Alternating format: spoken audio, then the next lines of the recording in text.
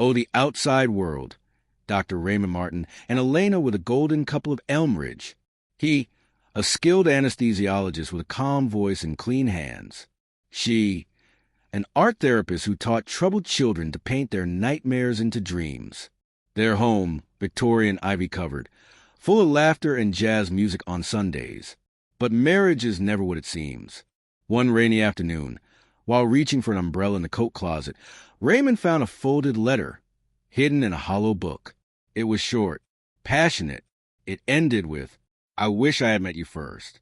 At first, he thought it was a cruel joke. Elena cheating? Impossible. But seeds of doubt grow fast in the quiet. Raymond didn't confront her. He needed proof. He bought hidden cameras, installed GPS tracking in her car, and hired a private investigator named Miles, under the alias Howard K. Miles' findings shattered Raymond's denial. Elena met a man every Thursday at the Rose Hill Cabin Motel on Route 9. His name, Luca Delacroix, a visiting French photographer. They kissed in public once. She laughed in ways Raymond hadn't seen in years. Instead of rage, Raymond felt something worse, a coldness, like a surgeon prepping for a delicate operation. He read everything about Luca. He even began mimicking his accent in private. Then he began preparing. On October 9th, Raymond came home early from a weekend medical conference in Atlanta. He cooked dinner.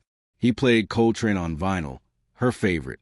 He poured her Pinot Noir, the one she always drank with Luca, never with him. The wine was laced with a custom cocktail sedatives, gentle, undetectable, slow-acting. As Elena grew drowsy, she noticed something off in Raymond's voice. It was calmer than usual.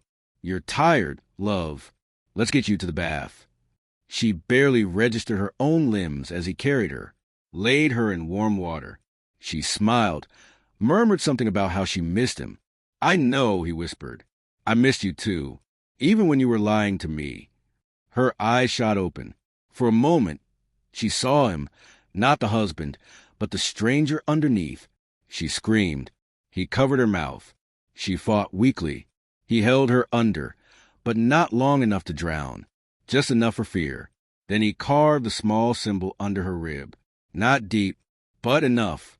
A triangle, pierced with a line, his version of broken perfection.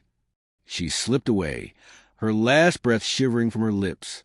He then slit her wrists, placed her hands in a certain pose, deliberate, unnatural, and set the scene for suicide. Then came the disguise. Raymond had earlier driven a rented delivery van into town wearing a prosthetic nose, greasy wig, fake beard and contacts, courier uniform, limp in his step. At 11:42 p.m., he was captured briefly by a neighbor's doorbell camera dropping a fake parcel, a decoy. By 12:15 a.m., he was back on the interstate. His return flight from Atlanta was still set for morning. The next day, police found him arriving in shock to his wife's suicide. Detective Irene Caldwell, seasoned but weary, didn't buy it. There were red flags. No suicide note. Shallow, shaky cuts.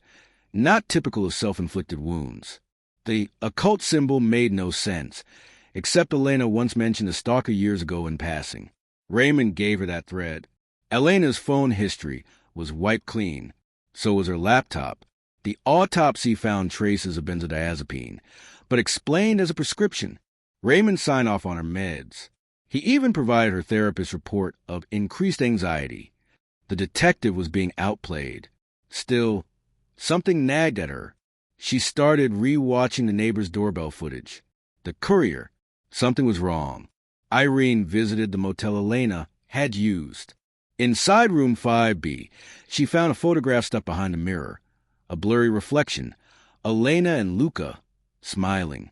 Someone else's shadow stood outside the window. Luca was missing too. A passport found in his name had fingerprints that didn't match. It wasn't Luca's. The real Luca had vanished from the art residency 2 weeks before the murder. Someone had been posing as him. Successfully, Raymond had replaced him. She checked photos taken at recent exhibitions. One featured a shot of Elena, candid, walking near the river. It was signed, LD, but the metadata of the digital image led back to an IP address registered to Raymond's medical clinic. The whole affair was a setup.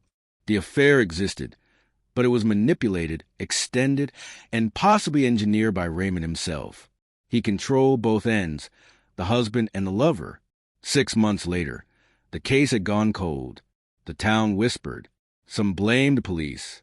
Others still believed it was suicide. Then Irene got an envelope. No stamp, no return address.